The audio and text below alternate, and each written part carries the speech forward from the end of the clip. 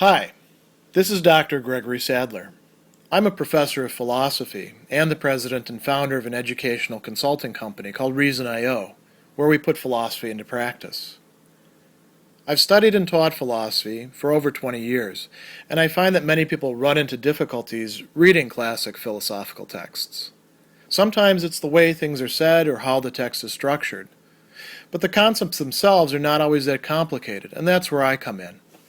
To help students and lifelong learners, I've been producing longer lecture videos and posting them to YouTube. Many viewers say they find them useful. What you're currently watching is part of a new series of shorter videos, each of them focused on one core concept from an important philosophical text. I hope you find it useful as well. When we're thinking about Aristotle's work, the Poetics, the kind of poetry that we typically say the work is about is dramatic poetry, specifically tragic poetry, the kinds of plays that we get from Aeschylus and Sophocles and Euripides and later authors who we unfortunately don't have. And then, presumably the next part of it, the part that we've lost, would be about comedy.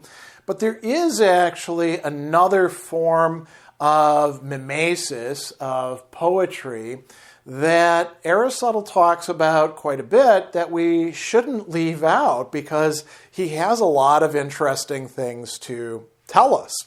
And that is what we typically call epic, right? So think Homer and the Odyssey and the Iliad, which Aristotle says those are really the best ones that we have. And certainly they're the best ones that we have from the epics that have survived. We have to kind of take his word for it, but it seems a reasonable inference.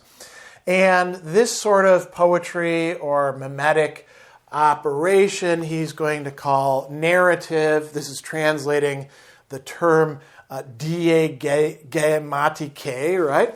And what does that mean? It's literally to lead somebody through something. So when we give a narrative, provided the narrative's actually a good narrative and not some meandering nonsense that we're still waiting. Where's the actual point to this? Well, we lead somebody through a set of events, a story, and that's what epic is going to do.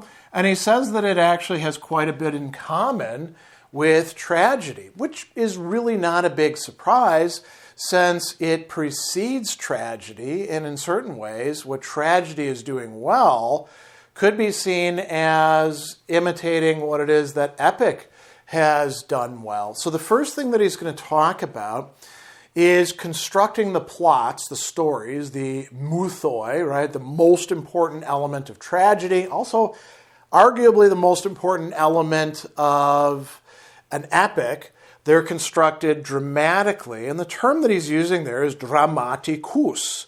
He says that they need to be constructed in that way, and what does that mean?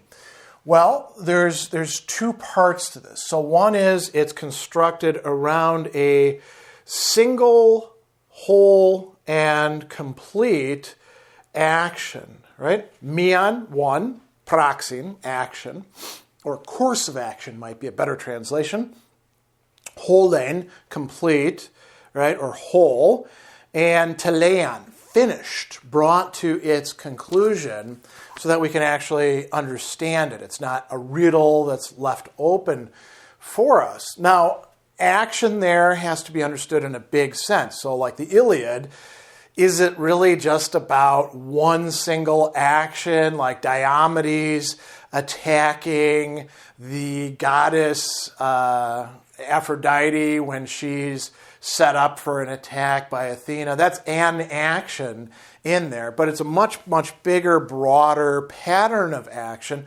But what is the overall thing? The Greeks fighting the Trojans, right? And ultimately beating them. And you could say that it is single, whole, and complete. And it also needs to have a beginning and a middle and an end, just like tragedy does, right? Why?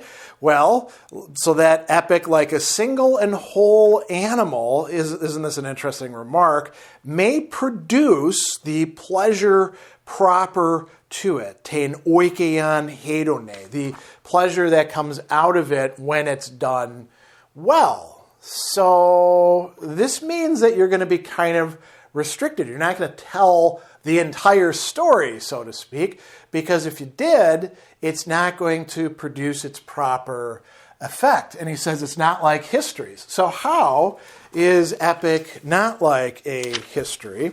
Aristotle would say it's actually better than history. History requires exposition, as he says, not of a single action, right, but of a single period or time, chronos, right? So you tell all the events in their contingent relationships that happen to one person or more during that time, and he's going to give you some examples, right? There was a chronological coincidence between the sea battle at Salamis and the battle against the Carthaginians in Sicily, but they're not really part of the same story. So in a history, you might tell them, but in an epic, it doesn't make sense to do that unless you're like bringing it up as, a side note or something like that. And so, he's going to go on and say that Homer's superiority over the rest can be seen here. The war had a beginning and end, but he didn't try to treat its entirety. If he did, the plot would be too large and incoherent, or if kept within moderate scope, too complex. So he selected one section, but he used other parts of the war as episodes, as sort of flavoring, as digressions, we could say. But he always came back to the main point. And what would be an example of that? The catalog of ships and other episodes. So, this is an important distinction to keep in mind. He also says that epic should encompass the same types, the same eidae sorts as tragedy. And so what are these? Simple. Now, simple is kind of a technical term, opposed to complex. And it really has to do with whether there's reversals and recognitions going on. Character-based, ethike, right, focused on displaying the character of the people. Remember that character is also a major element in not just dramatic poetry, but also epic. And then translated as rich in suffering, pathetike, which we could also translate as conveying pathos, conveying emotion, right? So, what are the examples of these emotions? Pity and fear, we know, are very important, but also anger and perhaps others. We're going to see him talking a little bit later about awe, thaumazein, right, which is another pathos. So that's going to be quite important. And interestingly, he's going to tell us, once again, Homer was the first to employ reversals, recognition, scenes of suffering, as well as effective thought and diction. Dianoia and lexis are two other really important elements of tragedy. And he says of his poems, the Iliad structure is simple, doesn't involve recognitions or reversals, and rich in suffering. You might think of Priam as an example, but there's many others as well. While the Odyssey is complex, recognition plays a big role there, right? And character-based. So that's quite interesting. He also tells us that epic or narrative poetry has the same components as tragedy. It's just missing two that tragedy has, one of which has to do with music or, lyric poetry, melopoeia, right? The use of music, singing, you could say, involved. And then spectacle, opsis. You're not putting epic poetry on a stage. You might be reciting it in a dramatic way, but you're not actually doing it in front of a stage. And you're not pantomiming gestures or stuff like that. So that is quite important. And then he's going to tell us how epic is different than tragedy. So there's two main differences that he's going to signal here. One is what we can call size of structure. Decent translation, kata tes sustaseos to makos. So makos is actually size, right? Tes sustaseos, the size of the thing that is literally put together. So structure works for that quite well. The size of the plot itself. And then we've got meter. And meter is probably less important to us in the present than it was to the Greeks. This is poetry, and Greek and also Latin poetry is not about rhyming things at the end. It's about preserving a certain meter, and there were a number of these. So hexameter is the one that Aristotle says that's really good for epic poetry. Why? It's the most stately and dignified. It's not for dancing to or stuff like that. It's for reciting and telling a story. So that is quite important there. But then he goes on and he also tells us a little bit more about the size of the structure. He says, epic has special scope for substantial extension of size. Tragedy does not allow multiple sections of action to be represented as they occur, but only the one on stage involving the actors, right? Because you've got actors on the stage. Also, there's accounts of things happening off stage that people are reacting to. In epic, because of the narrative mode, it is possible for the poem to include many simultaneous sections, which, if they fit together well, enhance the poem's dignity. And he's got a really interesting remark here. So it can provide three things that make it particularly good. One of them is translated as grandeur. And the word here is megaloprepeia. Now, that in other contexts, particularly in the Nicomachean Ethics, is translated as magnificence, which is a virtue that somebody can possess. So we're talking about something similar here that is being provided by epic poetry. You could call it a virtue of the poem itself. Then we have variety for the hearer. And literally what we're talking about here is change, metabalein, right? Another very rich Greek term which conveys significant change. As a matter of fact, in some contexts, this can even mean revolution, right? So, and then there's this really interesting phrase, diversity of episodes. Episodion anomos episodois. You notice that the word, episode is in there twice. So, an episodicness of unlike episodes. Diversity of episodes is a decent translation. So what is an episode? An episode is a part of the plot that could be told as its own little story, right? But you put them together in a work. So, think of, for example, about the Odyssey, right? We've got all sorts of cool things. The encounter with the Cyclops, Odysseus' crew getting on the Cyclops' isle, being taken prisoner, some of his men being eaten, fooling the Cyclops, getting him drunk, stabbing his eye out, getting out underneath the goats and sheep, right? Or maybe just sheep, and finally getting to the ship. And while Polyphemus, the Cyclops who's blinded, is like, I'm going to get you. He's like, hey, by the way, my name isn't nobody, it's Odysseus, right?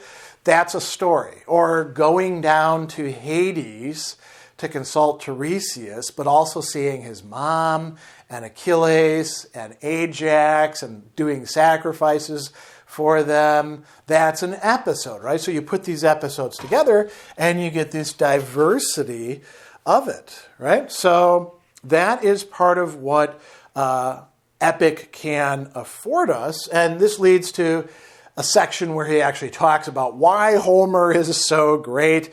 He says that Homer deserves praise for many other qualities, but in particular for realizing, alone among the epic poets, what's translated here, the place of the poet's own voice, right? Ton poeton uk agnoi hode poetein auton. Literally, so how the poet should be engaging in their poetry, right? And the interesting thing about this is the poet should kind of take a back stage. He says the poet should say as little as possible in his own voice. That's not what makes him a mimetic artist, right? Kata u gar esti kata taute mimetes. That is not what makes him an imitator. Others participate in their own voice throughout and engage in mimesis only briefly and occasionally, but Homer, and again we go back to the dramatikos thing, right? Homer, after a brief introduction, brings onto the stage, the term here is one that's actually used in drama, eis age. He puts on the stage the characters, a man or a woman, or somebody of this particular character, right? All of them rich in character. And so this is going to be something quite important. He also talks about Homer creating a sense of awe, or wonder is another way of translating this. By the way, this is something that can lead to philosophy. He talks about this in Metaphysics Book 1. We all marvel at things, right? But this is a sort of general human matter. We get interested in stuff. We're like, whoa, that's really cool. And Homer's great at that. And we find being amazed or a sense of awe pleasurable. And by the way, a little bit of a digression here. You can do this without always surprising people. There is a potential in works like Homer's, as well as other classic literature, to, no matter how many times you've read it through or heard it, to be struck with awe by it, perhaps more on the 20th reading than the first reading, right? So that's quite important. And he goes on and says, here's an example of how you can do it with epic poetry. If you put the pursuit of Hector, Achilles chasing Hector around, on stage, that would strike us as laughable, right? A Galoya. It would be kind of comedic. We're not into that. But if you tell it as a story, then it really works. So that's another important one. And then finally, here's a really great one. Homer teaches other poets, it's translated here, the right way to purvey falsehoods. I prefer a different translation, a little bit more direct. How to lie right. Pseude, which is lie, right? Legein, hos de. To say a lie the way that you should. So how does he do this? Aristotle's going to give one thing that's kind of about logic. And he's talking here about bad logical inferences, but how they work in dramatic poetry. So he says, when the existence or occurrence of B follows from that of A, people suppose that if B is the case, A too must exist or be occurrent, but this is false. That's actually a common logical fallacy. So he says, so if the antecedent is false, but were it true, some further fact would necessarily exist or occur, the poet should supply the latter because it knows the truth of the consequent. Our mind falsely infers the truth of the antecedent too, right? And he says, things probable though impossible should be preferred to the possible but implausible. And ideally, we don't have any irrational, no allogon components, but failing that, it should lie outside of the plot. For example, or Oedipus's ignorance of how Laius died in Sophocles, right? Not inside the drama. And so now we're getting more into tragedy rather than the epic poetry. But this is something that he's saying these other poets learned from Homer.